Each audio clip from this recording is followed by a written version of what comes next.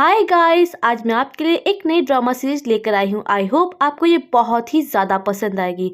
तो कहानी की शुरुआत होती है एक फैमिली से जो कि अपने खोए हुए बेटे का इंतज़ार कर रही होती है। दरवाज़ा खुलता है और वो बच्चा बाहर निकलता है और कहता है कि मैं अपने टाइम का एक प्रिंस रह चुका हूँ, जो कि बहुत ही ज़्यादा अच्छा था और बहुत ही ज़्यादा लायक था, लेकिन मेरे दोस्त ने मुझे शराब पिला पिला कर मुझे जहर देकर मार डाला था। इस तरह से मेरी मौत हो गई थी और मैं रीबोर्न होकर इस छोटे से बच्चे के शरीर में आ चुका हूँ। उसका नाम आरव होता है और वो बहुत ही ज़्यादा शानदार और एटिकेट से अंदर आ रहा होता है, जिस पर चिंकी कहती है कि ये मेरा भाई नहीं है, ये गांव में पला बड़ा है, हमारी सोसाइटी में नहीं रह सकता है। जिस पर बाकी सब भी उसे देख करके मुंह बनाने लग जाते हैं। वो सोचता है कि ये सारे के सारे बेवकूफ़ लोग हैं और हमेशा की तरह अपने आप को पता नहीं क्या समझ रहे हैं, ये मेरे बारे में बिल्कुल नहीं जानते हैं। हर ड्रामे की तरह इस ड्रामे में भी सौतेला बेटा कहता है कि मुझे इस घर में नहीं रहना है, इस घर का असली बेटा वापस आ चुका है तो मेरी क्या ज़रूरत है, और उठकर जाने लगता है। जिस पर उसकी मॉम कहती है कि नहीं नहीं, तुम इस घर से कहीं नहीं जाओगे, तुम अडॉप्टेड हो तो क्या हो, मैं तुमसे बहुत प्यार करती हूँ, तुम हमारे लिए हमारे बेटे ही रहोगे। और वो ये ड्रामा हमेशा की तरह कंप्लीट करता है और मुस्कुराता है कि देखा, मैं तो सबका लाडला हूँ। जिस पर आरव भी लाइक बेवकूफ़ कहीं के, सारा कंट्रोल दादी माँ के पास में है, तो जाहिर सी बात है उन्हें मस्के लगाऊंगा ना, तुम लोगों को मस्के लगाने से क्या होगा। और दादी माँ के सामने जा करके ग्रीट करने लग जाता है। जिस पर चिंकी बीच में कूदते हुए कहती है कि तुम्हें तो नील डाउन होना चाहिए था ना दादी माँ के सामने। जिस पर वो कहता है कि तुम मुझे अभी से ही नील डाउन करना चाहती हो, जबकि मैं तो अभी अभी आया हूँ और बड़े प्यार से दादी माँ को ग्रीट कर रहा हूँ। जिस पर वो चुप हो जाती है तो दादी माँ भी बड़ी खुश होती है और कहती है कि हाँ हाँ, तुम ही मेरे इस घर के असली वारिस हो, और खुश होकर वहाँ से चली जाती है। जिस पर उसके डैड कहते हैं कि मैं तुम्हें इस घर का वारिस बिल्कुल भी नहीं मानता हूँ, वैसे भी मैं तुम्हें दादी माँ के कहने पर लाया हूँ, वरना इस घर में कभी नहीं लाता। जिस पर आरव कहता है कि मुझे इस घर में दादी माँ लेकर आई है, आप नहीं लाए हो तो जरा अपना मुंह संभाल के बात करो। उसके डैड को गुस्सा आता है और वो थप्पड़ मारने लगते हैं।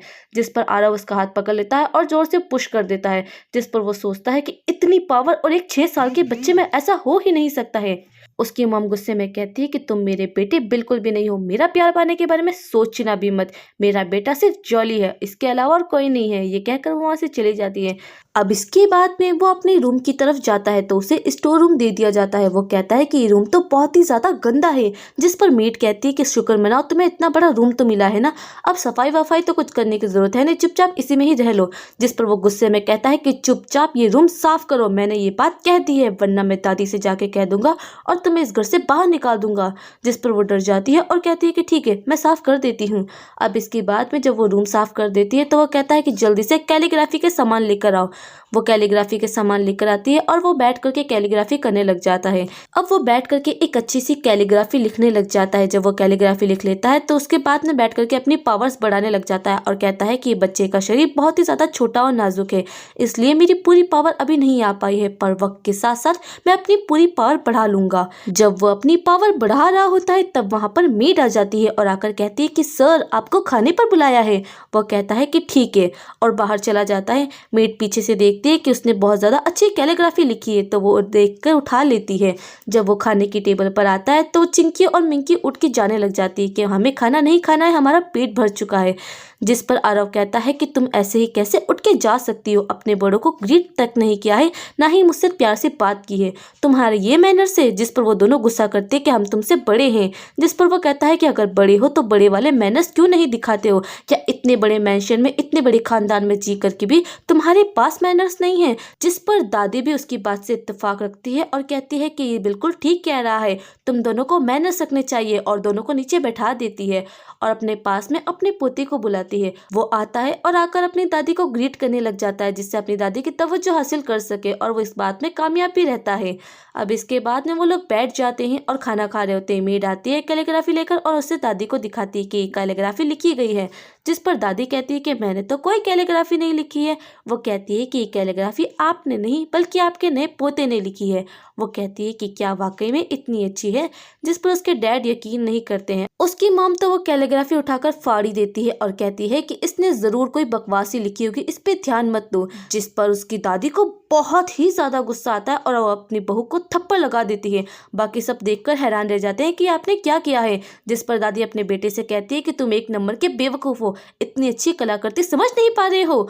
और अपनी मेड से कहती है कि जल्दी से मेरा सारा सामान लेकर आओ, मैं देखूंगी ये कैसा लिखा गया और किसने लिखा है। और जा करके चेक करने लग जाती है। जिस पर मेड बताती है कि सब कुछ आपके नए पोते ने लिखा है। जिस पर वो खुश होने लग जाती है तो उसके डैड कहते हैं कि बिल्कुल भी नहीं, ये इसने लिखा हो ही नहीं सकता, ये तो गाँव में पला बढ़ा है, इससे कुछ नहीं आता है। जिस पर उसके डैड कहने लग जाते हैं कि मेरे बेटे जॉली ने ही सब कुछ लिखा है, क्योंकि वो काफ़ी टाइम से कैलीग्राफी की प्रैक्टिस जो कर रहा है।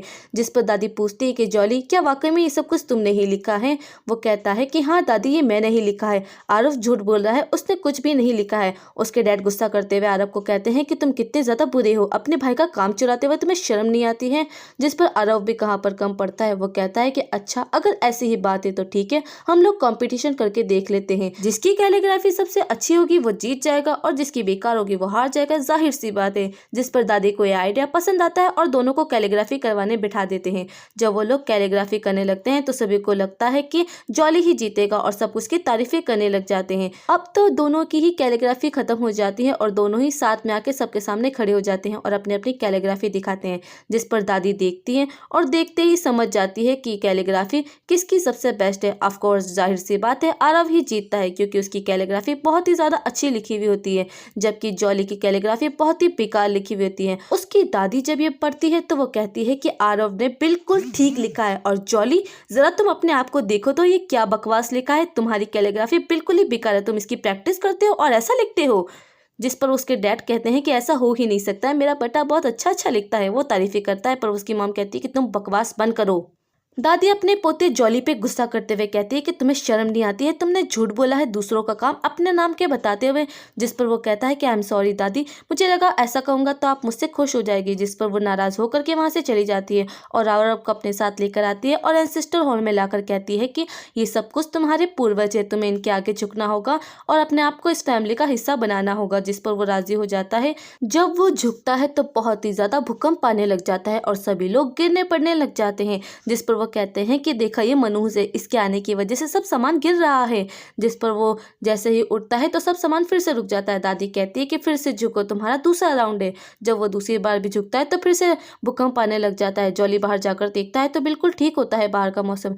जॉली जब बाहर जाकर देखता है तो बाहर बिल्कुल ठीक होता है। वो कहता है कि सब कुछ ये मनहूस ही कर रहा है, जब से ये आया है तब से ऐसा हो रहा है। जिस पर बाकी सब कहते हैं कि देखा पूर्वज भी इससे खुश नहीं है और उसके ऊपर बुरा बुरा इल्जाम लगाने लग जाते हैं। जिस पर आरव तो बहुत ही ज़्यादा समझदार होता है और कहता है कि दादी आपने वो कहानी सुनी है ना, जिस पर वो ब्लेसिंग किया हुआ बच्चा होता है, उसके आगे पूर्वज भी नहीं झुकवाना चाहते हैं।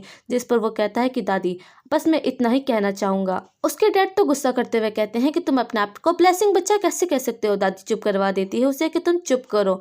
जिस पर आरव कहता है कि मेरे पास इसके अलावा कहने को और कुछ भी नहीं है। दादी देखती है कि उसका बिहेवियर 6 साल के बच्चे जैसा बिल्कुल भी नहीं है, बल्कि उसका बिहेवियर तो एक बड़े और जवान आदमी जैसा है और वह देख करके बहुत खुश हो जाती है। दादी तो अपने पोते से बहुत ही ज़्यादा खुश हो जाती है और कहती है कि मैं अपने पोते को एग्जीबिशन में लेकर के जाऊंगी और सबसे मिलवाऊंगी। जिस पर दूसरा पोता जॉली कहता है कि नहीं दादी आप ऐसा नहीं कर सकती हैं, ये बिल्कुल भी गवार है, कुछ भी नहीं जानता है, इसने हमारी बेइज्जती करवा दी तो बहुत बुरा हो जाएगा।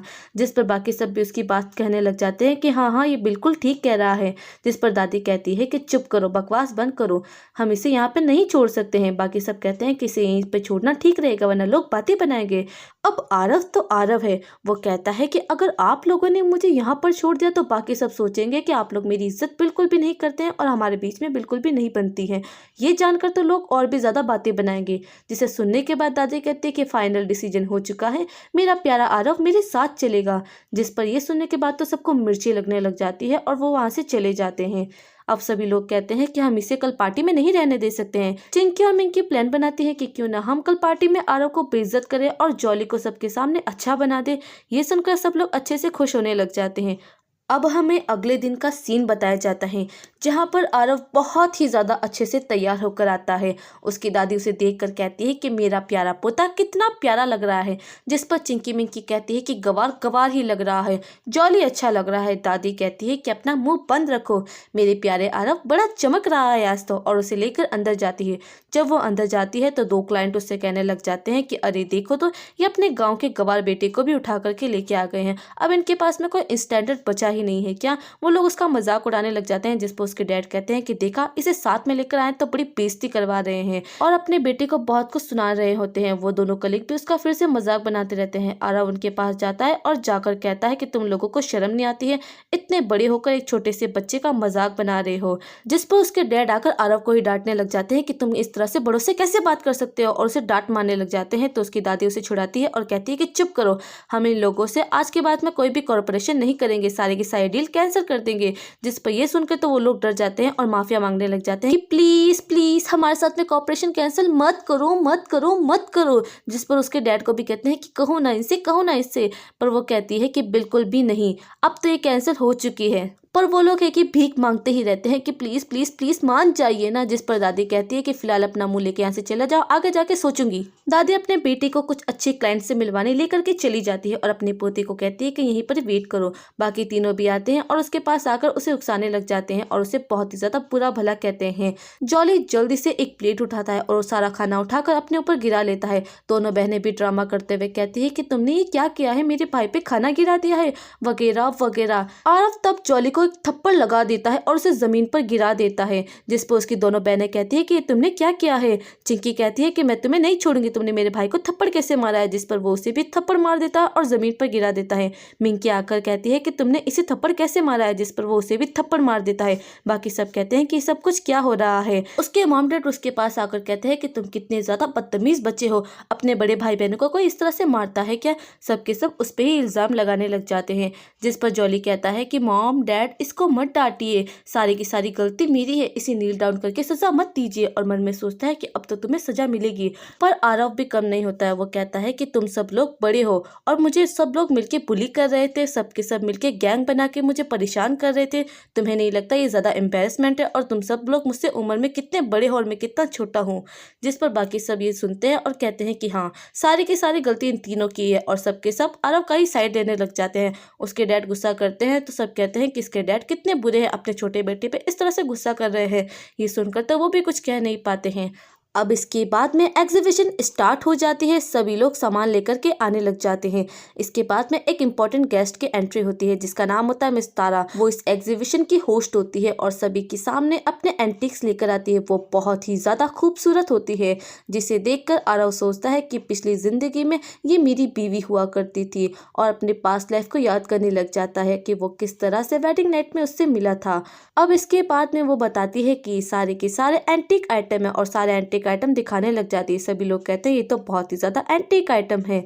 वो अपने एंटीक आइटम का नाम बताने ही वाली होती है कि आरव बता देता है कि फोनिक्स की रिंग है, जिसे सुनकर वो हैरान रह जाती है। बाकी सब कहते हैं कि क्या बकवास कर रहा है, इस लड़के में तो बिल्कुल भी मैनर्स नहीं है। जिस पर वो कहती है कि बिल्कुल भी नहीं, ये लड़का बिल्कुल ठीक कह रहा है, ये वाकई में फोनिक्स की रिंग है। और कहती है कि तुम्हें तो वाकई में बहुत कुछ पता है। जिस पर आरव बताने लग जाता है कि तुम्हारे एंसेस्टर का है ना, तुम्हारे वहाँ के राजा ने अपनी ब्राइड को गिफ्ट में ये दिया था रिंग। जिस पर वो कहती है तुम्हें कैसे पता। तारा बहुत ही ज्यादा हैरान हो जाती है। जिस पर उसकी दादी कहती है कि बेटा अगर तुम्हें इतना ज्यादा पसंद आया तो मैं तुम्हारे लिए खरीद देती हूँ। जिस पर वो कहता है कि कोई जरूरत नहीं है दादी, ये नकली है। जिस पर ये सुनने के बाद तारा गुस्सा होकर कहती है कि तुम हमारे एंसेस्टर की बेइज्जती कर रहे हो, तुम इस तरह से इसे नकली कैसे कह सकते हो। बाकी सब भी बहुत गुस्सा करते हैं। जिस पर वो कहता है कि नकली को नकली नहीं कहूंगा तो आखिर क्या कहूंगा। वहीं पर उसके दद्दू भी आ जाते हैं और आकर कहते हैं कि मैं आ चुका हूँ। वो कहती है कि दद्दू आप आ गए हो, देखो ना ये लड़का क्या कह रहा है कि हमारी ये फोनिक्स की रिंग नकली है। दद्दू तो कहता है कि ऐसा हो ही नहीं सकता है, और उसकी दादी से कहता है कि प्लीज आप अपने पोते को समझाइए ना। वो कहती है कि हाँ हाँ समझाऊंगी समझाऊंगी।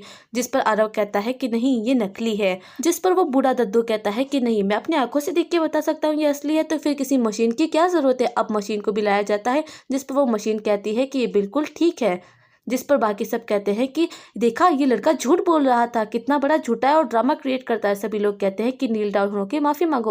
उसकी चिंकी और मिंकी बहन कहती है कि नील डाउन हो जाओ। जॉली कहता है कि अब नील डाउन होकर माफी मांग लो, तुमने गलती कर दी है। जिस पर वो कहता है कि मैं नील डाउन होकर माफी नहीं मांगूंगा, मैंने कोई गलती नहीं की है, तुम लोग ठीक से चेक करो। जिस पर अब वो लड़की कहती है कि तुम माफी मांग लो, तुमने हमारी बेइज्जती की है।